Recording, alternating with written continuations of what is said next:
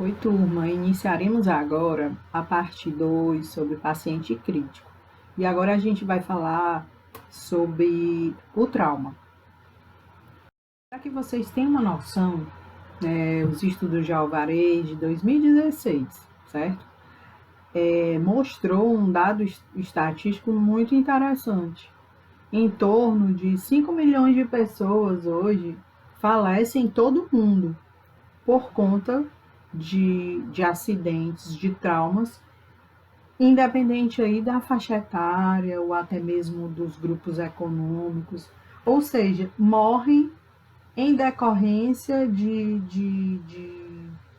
de problemas não intencionais, de acidentes, da violência que nos cerca em todo o mundo. A partir disso, a gente pode conceituar trauma, que vem do grego, que significa ferida, certo? E esse acontecimento, ele não é previsto, né? E não é desejado, claro, independente da forma que ele venha, menos ou mais violenta.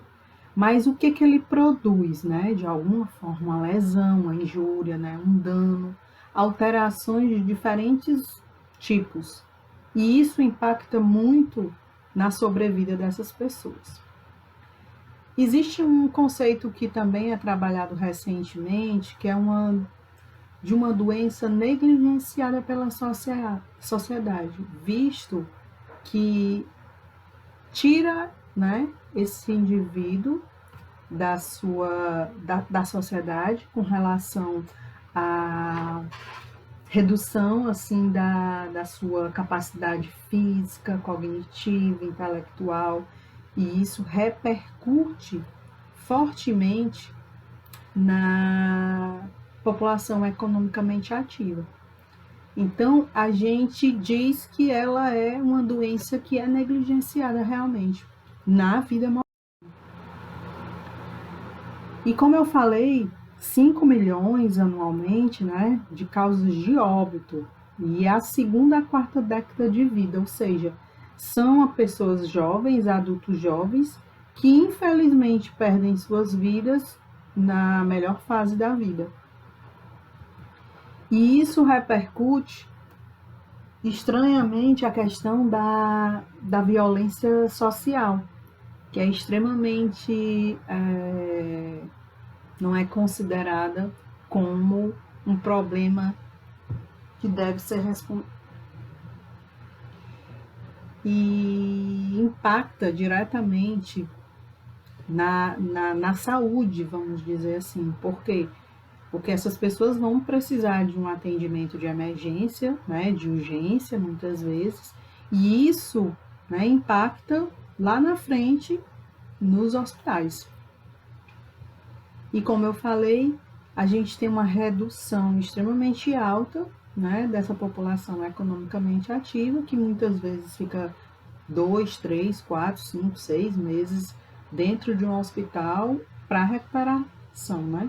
A gente vê aqui o IJF, um exemplo de hospital de politraumatismo, e a gente vê vários pacientes nesse curso de doença. E qual é o que leva, né? Quais são as alterações realmente importantes que nós precisamos trabalhar? Primeiro a gente tem que entender que a homeostasia ela passa a ser o quê? Alterada por essa lesão, que pode ser mecânica, térmica, elétrica, química, irradiações, enfim, qualquer tipo de injúria que me levou a alterar a homeostasia, a todo o processo de coagulação, né, que impactou diretamente na resposta imunológica, alterando aí as vias energéticas. Ou seja, é uma injúria que desencadeia um processo inflamatório que tem uma resposta neuroendócrina, que nós já estudamos sobre isso, né? Uma alteração metabólica, imunológica, que vai alterar todo o curso da doença para que eu restabeleça essa homeostasia. E, conceitualmente, a gente pode distribuir esse trauma, que a gente chama de distribuição trimodal, em 3 picos, que é o primeiro pico, que é aquele que, nos primeiros segundos a minutos após a lesão, E isso representa 50% das mortes. Ou seja, são lesões extremamente graves, né? Tanto na aorta, coração, cérebro, levando aí um comprometimento respiratório que pode levar o indivíduo a óbito. E isso representa 50% das mortes. Em seguida, a gente tem o segundo pico, que é chamado de Golden Hour, que é a primeira hora após o trauma, que ele equivale a aproximadamente 30% dessas mortes. E essas lesões que são consideradas fatais, elas são que geram, danificam muito o organismo, órgãos, né, principalmente, lesões graves, levando aí a, por exemplo, hemorragias, e a gente pode destacar aqui uma laceração hepática, uma ruptura esplênica, de um traumatismo abdominal sério, um hemopneumotórax, ou algo que, né, realmente precise da intervenção médica rapidamente. E o terceiro pico do trauma é aquele após vários dias das semanas do trauma, representando assim uma baixa mortalidade, mas também é impactante. Por quê? Porque aí esse paciente cursou com uma infecção descontrolada, cursou com uma sepse, ou então uma falência múltipla de órgãos e tecidos, que é aquele caso típico do paciente crítico, né? O terceiro pico. E como é que a gente entende essa resposta ao trauma? Já vimos isso, né? A gente tem uma alteração homeostática, né? A homeostasia totalmente desregulada, e eu preciso adequar isso. Então, eu tenho esse estresse, né, fisiológico, devido a essas alterações que eu já falei anteriormente, neuroendócrinas, metabólicas, imunológicas, fisiológicas, aumentando essa sobrecarga, né, para que esses mecanismos de adaptação comecem a ser o quê? Preponderados nesse momento, e para isso eu vou utilizar minhas reservas energéticas.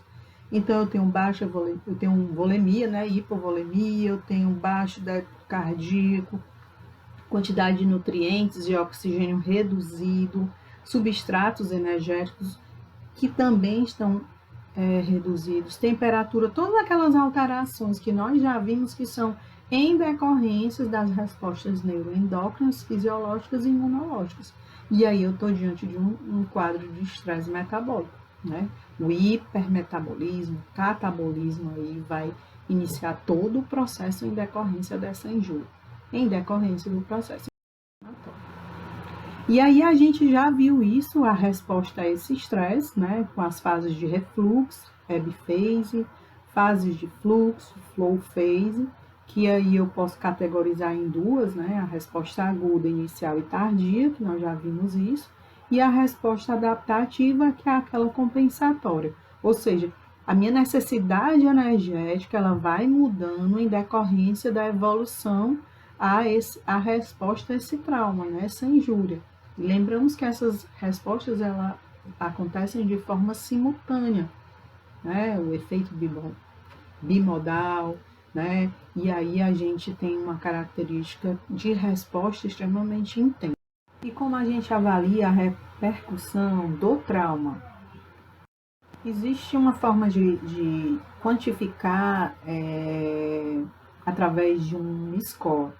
Eu vou dar o exemplo do score de trauma revisado, o RTS, bastante utilizado, porque ele resume aqui 3 parâmetros. A escala de coma de Glasgow, uma avaliação hemodinâmica somente pela pressão arterial sistólica e a frequência respiratória. Então, ele pega todos esses dados e ele quantifica, né, por meio de valores matemáticos, ou de estatística também, para que ele possa quantificar essa lesão, né, que é resultado desse trauma. Então, essa fórmula aí, com seus cofatores que está aí embaixo, ela representa como eu posso gerenciar, né, e classificar esse trauma, e a partir daí eu posso também avaliar a morbimortalidade no serviço. Essa escala aqui que vocês estão vendo nessa tabela é a de coma de Glasgow. Percebam aí que ele tem algumas variáveis com relação à abertura dos olhos, né? resposta verbal e resposta motora, onde ele faz toda essa classificação em score. E a gente vê aí, lá embaixo na tabela, que esse número ele pode ser de, no mínimo, 3 até 15, né? E se essa pessoa for entubada, acrescenta-se, soma-se aí o valor de 8. Então, essa é a escala, né, neurológica que nós falamos, um dos parâmetros do trauma, do RTS, né? E aí a gente pode fazer essa classificação. Nessa perspectiva, aí estão todas as variáveis, desde a frequência respiratória, com os scores respectivos, da pressão sistólica, tá? Também com seus valores respectivos, e a escala de coma de Glasgow, também. Então, a gente percebe que quanto maior a pontuação, né, vai crescendo gradativamente. Somente com exceção um pouquinho da frequência respiratória, porque ela é categorizada de forma diferente. Mas tudo isso aí é levado para aquela forma inicial, é avaliado numericamente esses valores, e a partir daí você tem um valor, né? Que daqui a pouquinho a gente mostra isso na próxima aula, onde a gente vai tabular esses valores e saber se esse trauma ele tem é de caráter leve, moderado a grave.